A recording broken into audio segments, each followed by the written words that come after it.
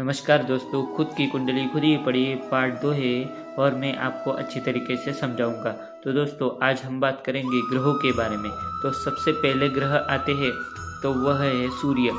सूर्य को ग्रहों का राजा माना जाता है और उनका स्वभाव साहस, नेतृत्व, तेज और लीडरशिप देता है। उसके बाद आते हैं चंद्रमा। चंद्रमा को मन का कारक और ग्रहों में रानी का दर्जा दिया गया है और उनका स्वभाव अत्यंत शीतल, चंचल और सेंसिटिव होता है। उसके बाद आते हैं मंगल। मंगल को ज्योतिष में सेनापति का दर्जा दिया गया है और उनका स्वभाव उग्र, साहसी और पराक्रमी होता है। उसके बाद आते हैं बुध।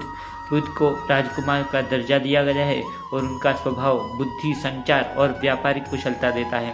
उसके बाद आते हैं गुरु। गुरु को देवताओं के गुरु का दर्जा दिया गया है और उनका स्वभाव विस्तार, ज्ञान और धर्म देता है। उसके बाद आते हैं शुक्र। शुक्र को दैत्यों का गुरु और भोग विलास का दर्जा दिया गया है और उनका स्वभाव अत्यंत सौम्य, आकर्षक और कलात्मक होता है। उसके बाद आते हैं शनि। शनि को न्यायाधीश का दर्जा दिया गया है और उनका स्वभाव गंभीर, धीमा और अत्यंत अनुशासित होता है। उसके बाद आते हैं राहु।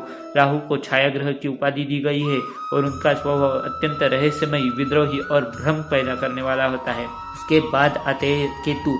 केतु को भी छाया ग्रह की उपाधि दी गई है। उनका स्वभाव जो है वह वैराग्य और मोक्ष देता है। इसी प्रकार दोस्तों, ज्योतिष शास्त्र की जानकारी, अत्यंत महत्वपूर्ण जानकारी पाने के लिए हमारे इंस्टाग्राम के पेज को फॉलो करें और हमारे डिजिटल एस्ट्रोलॉजी यूट्यूब चैनल को सब्सक्राइब करें। जय श्री कृष्ण दोस्तों, धन्यवाद।